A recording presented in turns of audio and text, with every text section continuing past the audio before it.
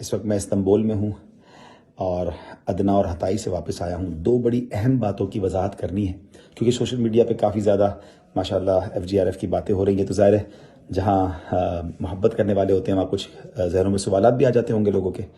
پہلا تو سوال یہ کہ جناب کہ دعوت اسلامی صرف ترکی میں FGRF کیوں کام کر رہا ہے، سیریا میں کیوں نہیں کر رہے؟ دیکھیں، سیریا اتنا آسان ایکسیس نہیں ہے. دعوت اسلامی کے 5 مراکز آلریڈی ترکی میں موجود ہیں.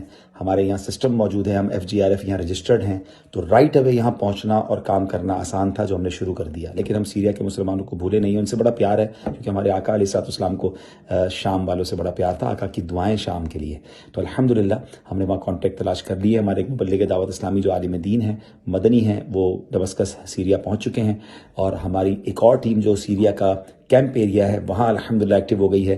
کل سے انشاءاللہ وہاں امدادی کام شروع ہو جائے گا اور انشاءاللہ اگلے کچھ دنوں میں وہ بھی آپ انشاءاللہ خبریں دیکھ لیں گے. دوسرا ایک سوال لوگوں کا یہ آ رہا ہے کہ جناب آپ وہاں گئے اور آپ نے صرف وہاں جا کے کچھ کمبل بانٹے اور ایک گاڑی کا ہی سامان بانٹا، کچھ کھانے پینے کی اشیاء بانٹی، کچھ بڑا کیوں نہیں کر رہے؟ تو پیارے بھائی، میں اس جگہ کو دیکھنے گیا تھا اور یہ آسان ملک نہیں ہے. یعنی جو ڈیزاسٹر ہے ابھی آپ کو اندازہ نہیں ہے. اللہ کرے کہ میں جو سوچ رہا ہوں یا جو میرے ذہن میں وہ غلط ثابت ہو جائے. وہاں پہنچ کے پہلے تو حالات دیکھ رہے تھے کہ ضرورت کس چیز کی ہے. اب الحمدللہ میں نے وہ حالات دیکھ لیے ہیں. ہم نے پاکستان میں ٹیم ایکٹیو کر دی ہے. ہم نے کروڑوں روپے کے ٹینٹس اور بلینکٹس وغیرہ کے آرڈر پاکستان میں دے دیے ہیں.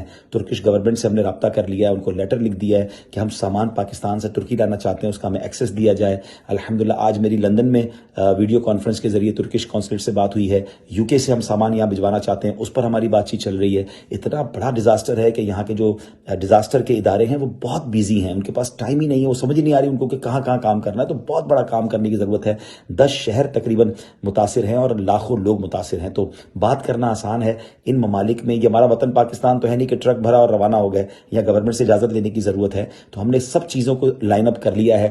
آج ابھی بزنس کمیونٹی سے استنبول میں ملا ہوں، فیضان مدینہ میں. ان کو میں نے پرچیزنگ کے لیے کہا ہے کہ آپ یہاں سے مجھے بلینکٹس اور بڑی تعداد میں مجھے سلیپنگ بیگز اور ٹینٹ ڈھونڈ کے دیجیے، اس کا وینڈر ڈھونڈ کے دیجیے، کیونکہ یہاں ٹرانسپورٹ بھی بہت مہنگا ہے. استنبول سے وہ علاقے تقریباً 1500 کلومیٹر دور ہیں. تو ہم یہ دیکھ رہے ہیں کہ کون سی چیز کو ٹرانسپورٹ کریں اور کون سی چیز کو وہاں قریب کہیں سے پرچیز کریں.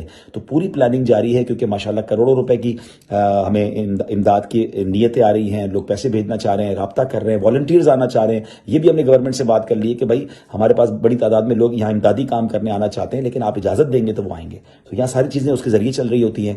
تو تھوڑا سا ٹھنڈا رہا کرے.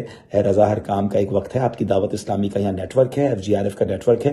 اچھے انداز سے آپ اس کے ریزلٹس دیکھیں گے. کچھ دن ضرور لگیں گے لیکن ہم اس کو پراپر پائپ لائن کر رہے ہیں. ہمارا وہ تجربہ جو ہمارا سیلاب میں تھا وہ الحمدللہ ہمیں یہاں کام آ رہا ہے کہ کون سی چیزوں کو کس طرح لائن اپ کرنا ہے. تو اس کو ہم انشاءاللہ کام کر رہے ہیں. لیکن چونکہ پاکستان نہیں ہے، ملک دوسرا ہے، اس کے قوانین الگ ہیں، لوگوں کا مزاج الگ ہے. یہاں کس طرح لوگ کیا چیز ایکسیپٹ کرتے ہیں وہ ہم دیکھ رہے تھے. وہ میں خود جا کے مل کر آیا ہوں، لوگوں سے میں نے بات کی ہے. تو الحمدللہ ان دونوں اسپیکٹ پر ہم بھرپور کام کر رہے ہیں. ہم نے ایک نیت کی ہے، انشاءاللہ آپ دعا کریں اللہ ہمیں کامیابی دے کہ کم از کم ہم $5 ملین یعنی کم و بیش پاکستانی 140 کروڑ روپے کا ہم ایک پیکج جو ہے پوری دنیا سے انشاءاللہ، چاہے وہ اناج کی صورت میں ہو، چاہے وہ مطلب چیزوں کی صورت میں ہو یا کیش کی صورت میں ہو، ہم انشاءاللہ ترکی کی گورنمنٹ کے ساتھ مل کر، یہاں کے اداروں کے ساتھ مل کر انشاءاللہ یہ کام کریں گے. آپ دعا کریں کہ ہم اپنا ہدف بھی پورا کریں اور ان دکھیارے مسلمانوں کی مدد کریں.